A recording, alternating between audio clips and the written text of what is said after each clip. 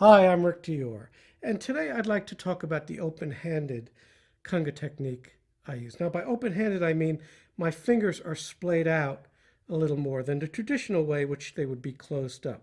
So when I learned how to play congas years and years ago in New York City, I studied with a few different great Cuban conga players, and both of them, had me have my hands in a pretty closed position. That's the way they played. Now, these guys just played congas. They played a little percussion, maybe some timbales, but they didn't play orchestra percussion, which is what I do a lot of.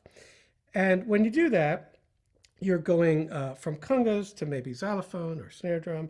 I might play a session on congas in the afternoon and then go have to play a symphony concert that night. Also, I might play congas at a symphony concert and then have to jump right from that to xylophone or snare drum, things like that. And if you do that a lot, your fingers become desensitized. So if you're playing a lot of hand drums, your fingers actually they go almost not numb, but you're going to feel not as sensitive there. And to play those delicate kinds of orchestral things, you need to have a lot of feeling in those fingertips. That tells you how to control things dynamically. So over time, I developed a way of playing that didn't put as much stress on my whole hands and especially my fingertips. And that way is to open my hands a little more and play with a very relaxed technique, kind of like my drumming technique, where I just let things drop.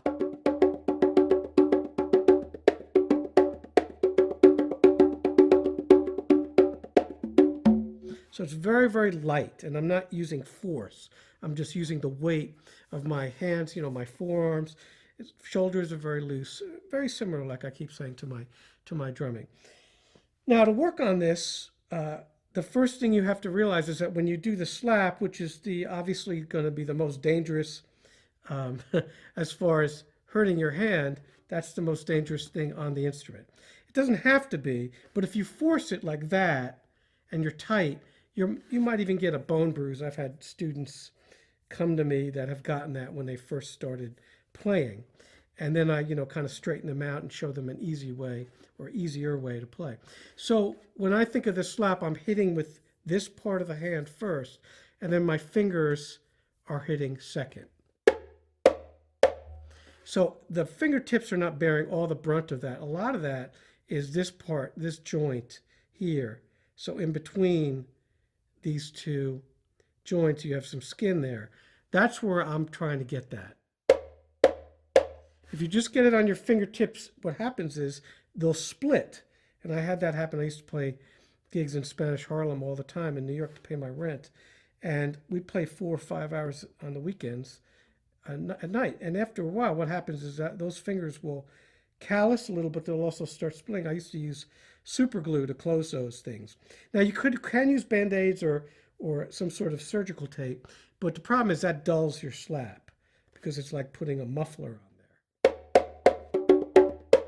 And I used to practice like, 100 slaps at a time in my apartment. I know they all wanted to kill me, but I would just do.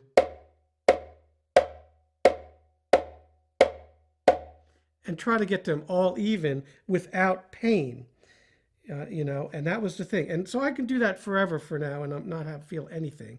And I got to go play a concert tonight. And, I'm not worried about that at all because I feel like, my fingers, they don't need to recover anymore.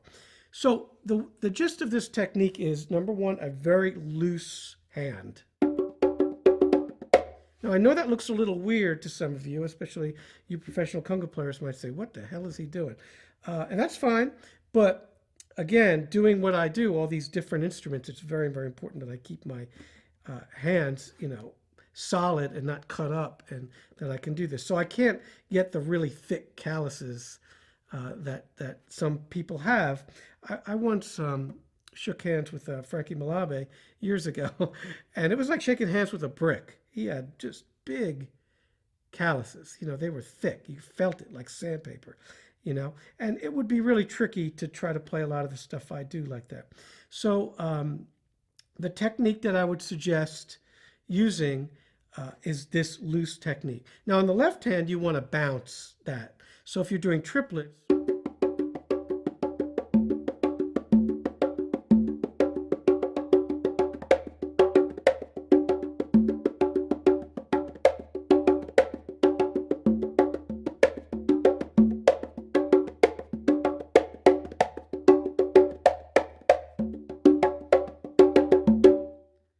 The other thing you can do is you can use a side-to-side motion instead of a heel toe, a straight heel toe, as in the tumbao. You can go side to side.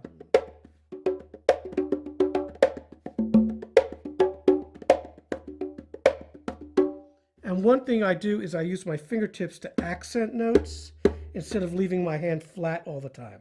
Sometimes when you leave your hand flat all the time, you don't play a lot, the wrist can start hurting in here. And of course, that's a huge problem.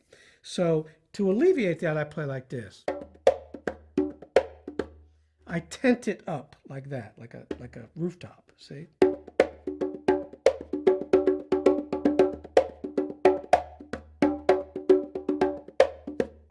So I might play a tumbao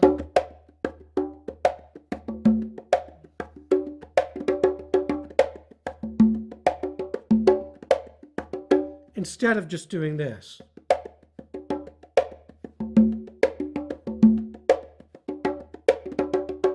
So again, instead of this rocking constantly, which if you're not used to doing that, you might have a wrist issue, I'll bring my hand up.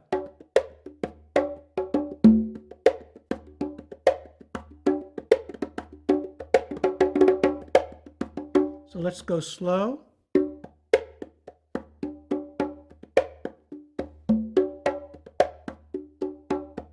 So just the act of bringing your wrist up keeps you from getting fatigued in there. So that's another tip you can use. Now, when you play your open tones, you want a nice warm sound. You don't want to get fingers in there. So instead of closing my hand down like a mallet, like you see a lot of people do, I'll open it up, but I'll try to capture it here instead of farther back.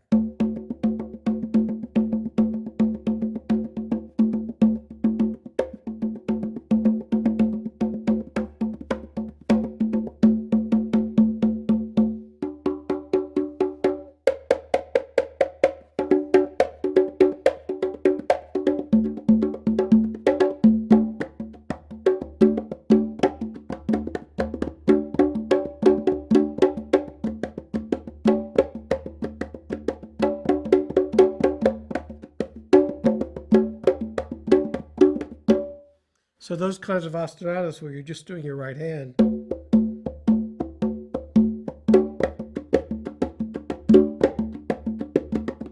See, I'm doing that flopping.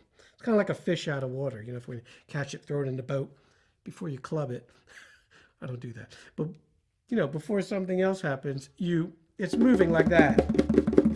All right? And that loose wrist, that's what we're after.